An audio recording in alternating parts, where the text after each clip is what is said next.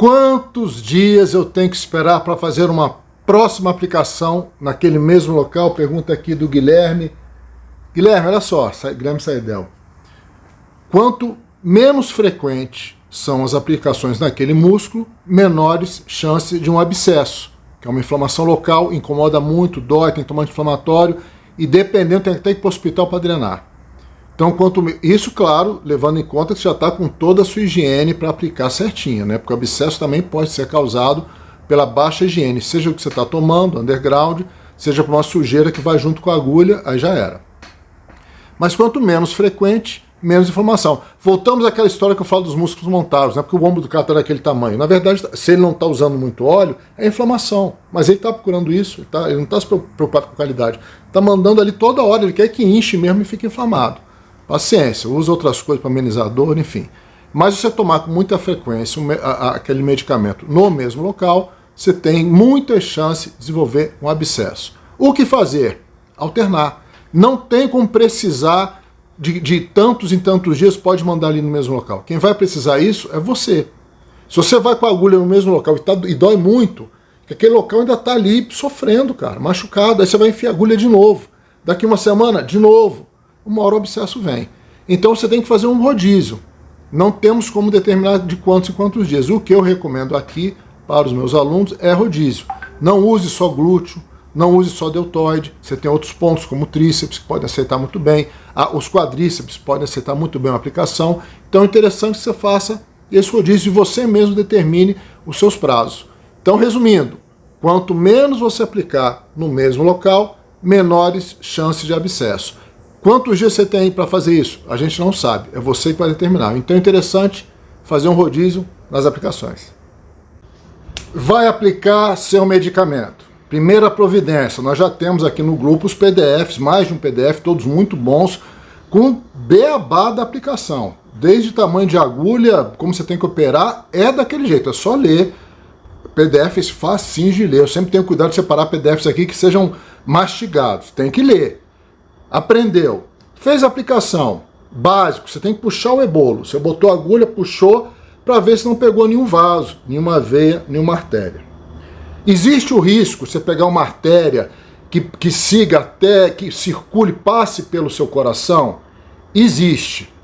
Pode acontecer isso? Eu nunca soube, mas eu também não posso, por eu nunca ter visto isso, ouvir falar, dizer para você que isso não vai acontecer. Eu nunca vi isso acontecer, é muito difícil. Vocês vão fazer um exame de sangue num laboratório, você vê que a pessoa faz um torniquete para a sua veia aparecer, mesmo com percentual de gordura baixo, ela não sai enfiando a agulha naquela veia que ela está vendo. Porque ela sabe que aquelas veias são muito periféricas, não vão comprometer o teu músculo cardíaco, o funcionamento dele. Não é isso, ela não quer chegar ali. Ela precisa daquela veia mais profunda, então ela faz o torniquete, a veia sai e ela vai naquela veia. Então nem sempre a gente está com aquele monte de veia aparecendo, vai lá, pô, que legal. E mesmo assim ela passa o torniquete, não quero nenhuma dessas veias, não, quero a que está lá atrás.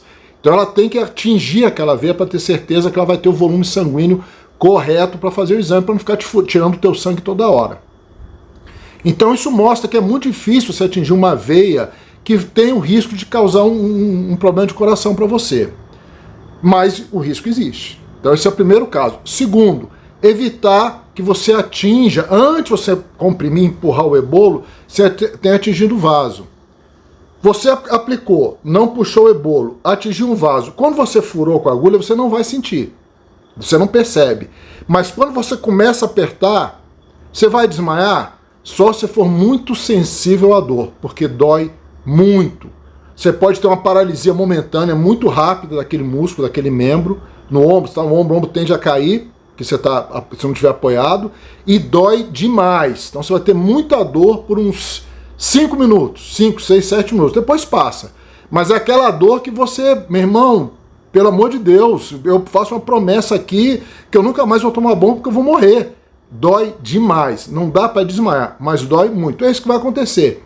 Não justifica, vai aplicar, puxa o ebolo, não tem sangue, pode apertar. Tem sangue, tira e limpa de novo, parte para uma segunda aplicação. Só para complementar, né? Eu vi aqui, acho que ficou meio confuso, que eu quis dizer o seguinte: quando você vai fazer o exame de sangue, Aquela veia, ela fez o torniquete, a enfermeira, a técnica que está fazendo a coleta. Aquela veia que subiu com o torniquete seria a veia, uma das que teria o risco de chegar no teu coração aquela substância. Como ela só vai tirar sangue e não vai empurrar nada, não tem problema. Mas ela quer aquela veia porque o aporte sanguíneo, quando for fazer o teu exame de sangue, é mais seguro. Se ela pegar uma veia muito periférica, ela vai furar, vai vir sangue? Vai. Só que vai ter que furar um monte de vezes para pegar a quantidade de sangue necessária para aquele determinado exame. Então ela faz o torniquete, vem uma veia mais robusta, e essa teria o risco de te causar um comprometimento cardíaco, mas ela não vai empurrar nada, ela só vai puxar, por isso que ela faz o torniquete. Você tem o risco de atingir esse tipo de veia quando faz sua aplicação, é a que eu citei agora no vídeo anterior. Tem. Eu já vi acontecer nessa minha carreira, essa secular, comigo, com as pessoas que eu acompanho, com quem eu vi tomar bomba e atleta, nunca vi. Eu nunca soube de alguém que tenha feito um ciclo, foi aplicar seu Durateston, sua DEC e atingiu esse tipo de veia e teve algum problema cardíaco, uma parada, sei lá. Nunca vi. Mas eu não posso ser responsável e dizer para vocês que isso não pode acontecer. Existe o risco. Fez a aplicação, pegou um vaso, o que eu disse, quando você começa a apertar, já dói muito, você já para. Não vai insistir não. Porque aí, se você achou que aquela dor já foi foda, quando você acabar de apertar, você vai ver que é dor. E isso eu já experimentei, porque eu não puxei o ebolo. Então botou, é como todo marombeiro tosco, vai parando você vai ficando íntimo, você vai parando de tomar as providências, né? Vai fazendo na doida. Botou a agulha, provavelmente você não vai sentir isso pegar um vaso. Começou a apertar, já acusa. Já dói muito, para. Não, eu sou foda, eu vou apertar tudo. Meu irmão, o olhinho vai encher d'água, porque dói muito. Só para complementar o vídeo anterior. Aplicação subcutânea, aplicação intramuscular profunda. Nós temos uma pessoa que eu respeito muito, inclusive somos parceiros, temos clientes em comum, que é o Dr. Rômulo Jogado, que é um grande defensor da aplicação subcutânea. Eu não sou, mas somos amigos, que eu digo, eu respeito a opinião de todo mundo desde que a pessoa fundamente, é o caso dele. Mas eu já fiz subcutânea, já recomendei subcutânea para alguns clientes, não gostamos dos resultados. Voltamos para a intramuscular profunda, enfiar a agulha lá dentro. Pode ser até uma questão psicológica, então é bom que as pessoas experimentem, mas eu defendo a intramuscular profunda. Eu penso que esses medicamentos, a gente está com um problema aqui no Brasil que eu entendo, achar que tudo é bagunçado. E aqui está mesmo, mas lá fora não é assim. Então, quando você desenvolve um Deposteron, ali tem uma equipe. Você testou, tem uma população grande que foi utilizada, 500, 800 mil pessoas, antes do medicamento chegar no mercado. E é um medicamento de liberação lenta gradual. Você coloca, fica lá e vai sendo liberado. Ação lenta, vocês já aprenderam isso aqui. Se ele foi desenvolvido dessa maneira, por que eu vou fracionar? Será que eu sei mais do que aquela galera toda envolvida séria naquele medicamento? Então essa é a minha opinião. Então eu defendo intramuscular profunda. Então recomendo que você experimente. Você pode usar subcutânea, é muito mais fácil, menos dolorida, muito mais tranquilo de aplicar e ter um bom resultado.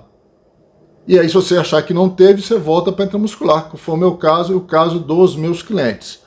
Mas voltando a dizer, você deve experimentar. Eu não recomendo. Eu ainda voltei a defender a intramuscular profunda.